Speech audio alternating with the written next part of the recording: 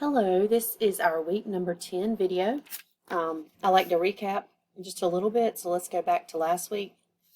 On Tuesday, October 15th, you were to complete the linear equations task and your two responses to the discussion board from the previous week. That was a short assignment because we had fall break. So let's move forward to this week.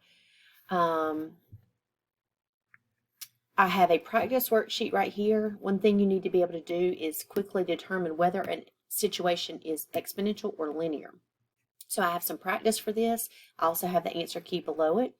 All the videos for linear and exponential were last week, so you may need to go back and refresh your memory on exponentials since last week I just had the linear task, but the video and the explanation is already there. You're going to complete task 26, which is exponential equations. It's due Tuesday night at midnight. Here it is. And we are going to do a practical practice assignment this week. So this is like a paper assignment. I have in bold right here, show your work. Okay, do not just put the answers. You have to have some work to support your answers. And I also have a video that helps you walk through some of those problems. So if you'll click here, this is me going through the worksheet with you and helping you get started on that. Okay, now let's talk about next week, the week of the 23rd of October. We will have another proctored test. I don't think everyone in the class completely understands the weighted system of the grades in this course. You can go to Moodle and see how they're weighted, but proctored tests are 35% of your grade. So if you fail the proctored test, that is 35% of your grade. It's going to be very unlikely that you will pass the course. You could have done all of your tasks, you could have done all of your discussion boards, but if you have an F for 35% of your grade, that's pretty significant.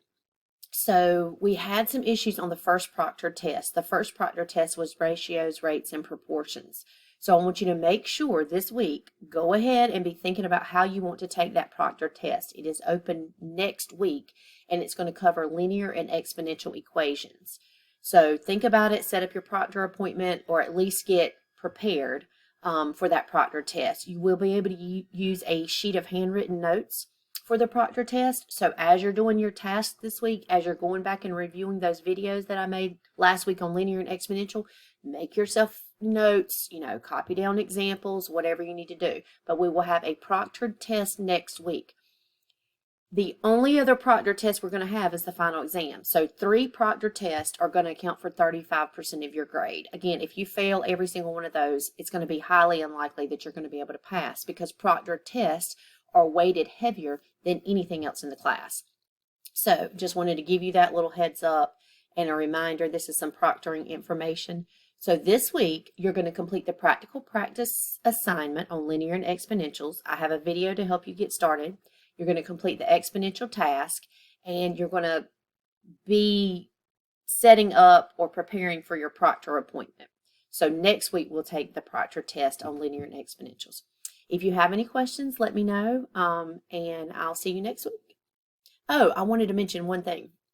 Sorry, I forgot. The discussion board. The discussion board was about this course, like what has worked for you, what has not worked for you. And the most common piece of feedback I got was that My Open Maths does not explain the explanation to the problems. So if you miss it, you don't know why. Hold on. And that's a good point.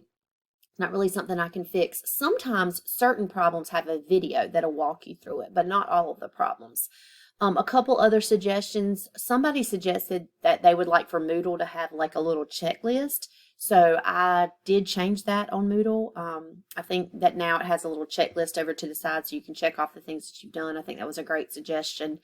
I had some great suggestions, so I appreciate that. And I learned a lot about what I need to do differently. And I think I need to probably increase the number of videos or the number of practice problems. That was something that was kind of repeated. But anyway, that was a great post. I appreciate your efforts, and I'll talk to you soon.